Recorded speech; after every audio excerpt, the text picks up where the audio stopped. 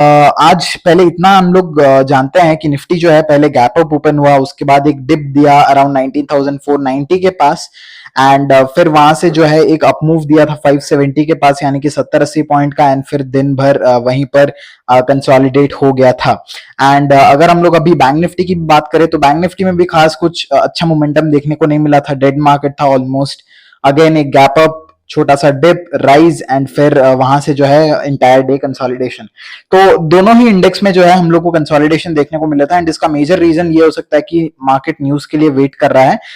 जो कि है जॉब्स डाटा की न्यूज जो है यूएस में कल शाम 6 बजे आने वाली है। तो इसीलिए अगर आप देखो तो डाउ जोन्स भी जो है वो भी करंटली कंसोलिडेट ही कर रहा है पिछले 2-3 दिन से। तो अभी फिलहाल के लिए ग्लोबल मार्केट्स भी कंसोलिडेट कर रहे हैं, किसी भी मार्केट में उतना ज्यादा मूवमेंट देखने को नहीं मिल रहा, ना ही यूरोपियन मार्केट्स में, ना ही इंडियन मार्केट्स में, और ना ही यूएस के मार्केट्स में, राइट। सो हम लोग को ये चीज ध्यान में रखनी पड़ेगी कि बैंक निफ्टी और निफ्टी अगर हम लोग ट्रेड करते हैं कल के दिन, तो हम लोग को ज्यादा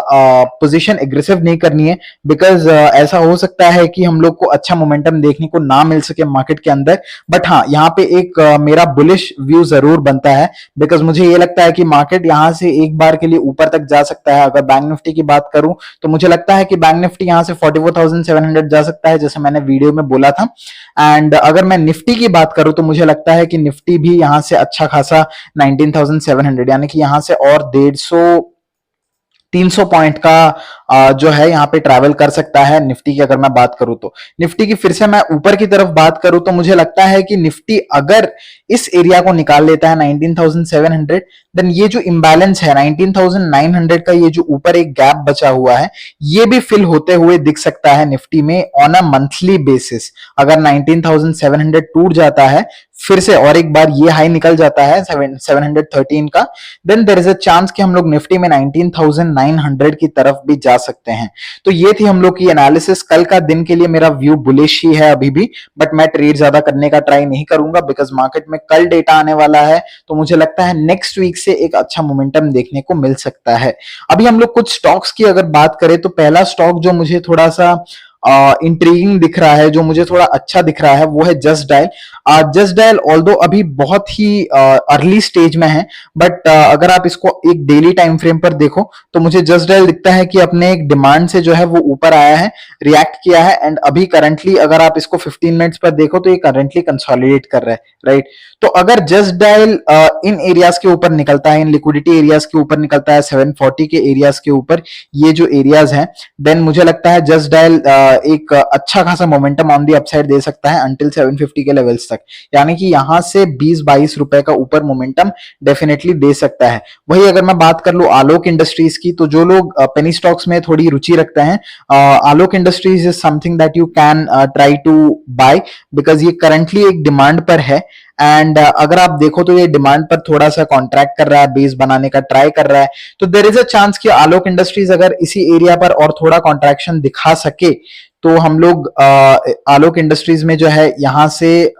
ऊपर की तरफ एक मोमेंटम देख सकते हैं अंटिल 20 के लेवल्स तक, यानी कि यहां से कुछ भी ना हो तो हम लोग को एटलीस्ट एक 8-10% का मोमेंटम आलोक इंडस्ट्रीज में देखने को मिल सकता है। इसको छोड़कर जेएम फाइनेंशियल्स और एक फिर से स्टॉक है जिसको मैं बहुत दिन से ट्रैक कर रहा था। ये एक बहुत ही लंबे से कॉन्ट्रैक्शन बेस में था, अच्छा खासा बेस फॉर्म कर रहा था, एंड उसके ऊपर इसने जो है ब्रेकआउट दिया है। तो जेएम फाइनेंशियल्स को अगर आपको ट्रेड करना है, आपको थोड़ा सा वेट करना पड़ेगा। ये लेवल्स जैसे ही निकल जाते हैं जेएम फाइनेंशियल्स में, 86 का लेवल है, 88 का लेवल है, ये दोनों लेवल अगर निकल जाते हैं, देन जेएम फाइनेंशियल्स यहां से और भी ऊपर की तरफ जो है जा सकता है। एंड जैसे ही एडलवाइज भी हम लोगों ने एनालाइज किया था, एक बहुत अच्छा मोमेंटम किया था। अगर आप इसको भी देखो तो जेएम फाइनेंशियल्स भी डेली टाइम फ्रेम पर एक बहुत अच्छे डिमांड के आसपास है, तो इसका चांस बन सकता है कि ये ऊपर ट्रेड करे यहां से, बट आपको इसको थोड़ा देखकर एंट्री करना पड़ेगा, थोड़ा ट्रिकी एंट्री हो सकता है जेएम फाइनेंशियल्स में।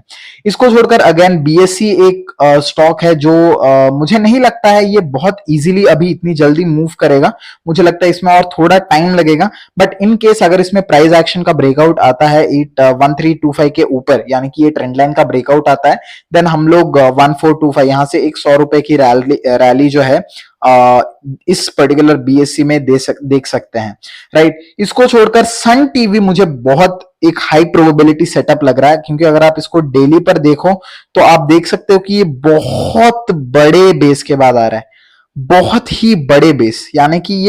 ये 2019 का बेस के स्विंग हाई के पास आ चुका है। एंड मुझे लगता है कि सन टीवी जो है ऊपर मोमेंटम देने के लिए रेडी है अभी, बिकॉज इसने जो है अपने प्रीवियस स्विंग हाई को भी, रिसेंट स्विंग हाई को भी, इंट्राडे स्विंग हाई को भी ब्रेक किया था, ये जो 629 के लेवल्स थे, राइट। और 629 के लेवल्स के ऊपर जो है ये निकल गया था एंड अभी करंटली ये वीसीबी पे कॉन्ट्रैक्ट कर रहा है। और मुझे लगता है कि सन टीवी आप लोग को डेफिनेटली अपने रेडार में रखना चाहिए, बिकॉज ये यहां से एक अच्छा खासा मोमेंटम ऑन दी अपसाइड के लिए डेफिनेटली दे सकता है, बट आपको अच्छे से इसको ट्रैक करना पड़ेगा, only then you will be able to catch it. इसको छोड़कर अगेन हम लोग को और एक सुमिटोमो केमिकल्स जो है, मुझे थोड़ा सा यहाँ पर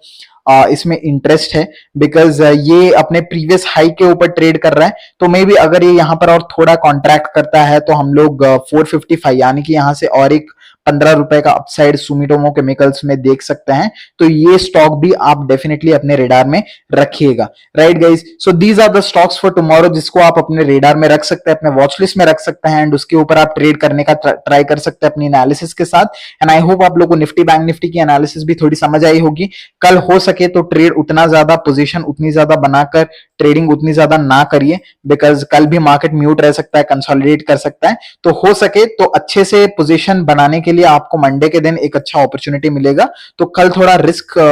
कम लेकर ट्रेडिंग करिएगा। And I hope you will have a great and profitable day tomorrow, right. See you in the markets tomorrow, bye bye, take care.